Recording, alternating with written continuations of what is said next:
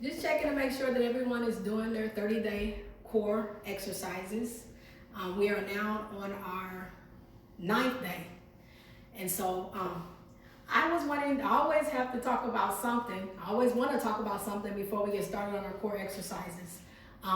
Because I call it Angela's Gym, right? So when I say Angela's Gym, that means it's gym overall. Health is wealth. So there could be subjects that could be bothering you to interfere with your health. So today I want to talk about who's in your circle, to make sure you got the right people in your circle. Okay, it's very important to make sure you got the right people that God sends you in your circle. Because if you got the wrong people in your circle, guess what? The wrong things are going to happen.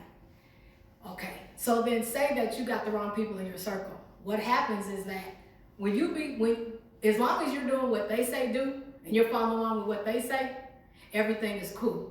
But then when you start venturing off and telling them about your destiny, your journey, the visions that God gives you, and the things that you're supposed to be doing in life, guess what happens? People start seeing that ambition in you, they start seeing that hunger in you, they start seeing that drive in you, and they start getting mad, which turns into enviness and sometimes even jealousy. So then they start saying different things about you to get you off focused. That is basically the assignment of the enemy. I call him Satan. Some people call him the devil, whatever you want to call him. He mostly comes beautiful, never comes ugly.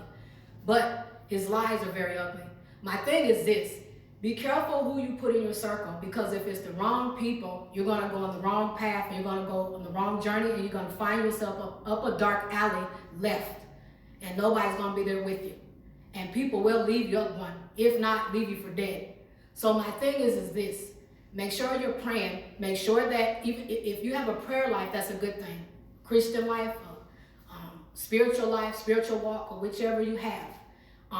Make sure that you're tuned into your spiritual side.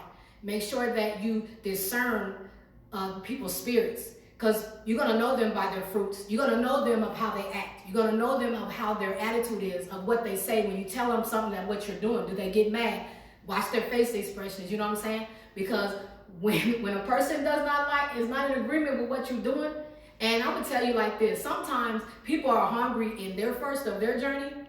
Like maybe you might be affiliated with some new people, and they already on their path, on their journey, so they got way more than you, which is good. They say you're supposed to be hang out with people that got more than you, but you got to be careful of that too. Because if you hang out with people that got more than you, then of course they're hungry then left. Sometimes they're not hungry. Sometimes people are stale. Sometimes people are lukewarm. Sometimes people are just they